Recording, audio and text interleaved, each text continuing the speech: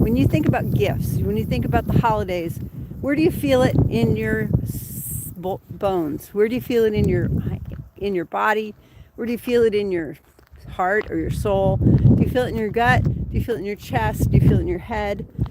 Where are you excited about gifts?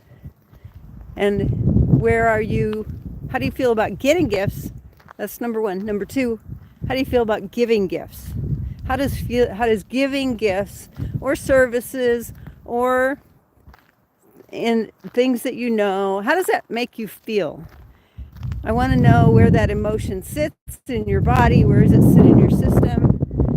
And I ask that because of a couple things. Number one, it tells you a little bit about who you are. It also tells you a little bit, it's raining. It also tells you a little bit about what your plans are for the future. It tells you how, when you can accept gifts freely and with ease, that means that you're open to the universe bringing you stuff. And when you are a little Ebenezer Scroogey about giving away gifts, that might also mean that you're not really open to accepting gifts from the universe.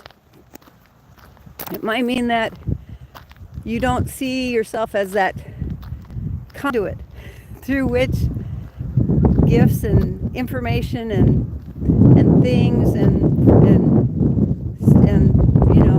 knowledge flows. But we are all really just conduits. We're just a method for distribution, whether it be knowledge or gifts or money or favors. Any of those things are things that we are just here to pass along.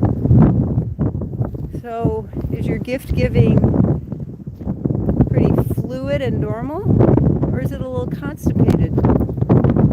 And if it's a little bit constipated, it's because you're afraid that you maybe deserve more. You think you deserve more, but you're afraid of it too. How many of you feel that way? Everybody goes through that at some point or other, where you fear that if someone gives you something, then you are now beholden to them.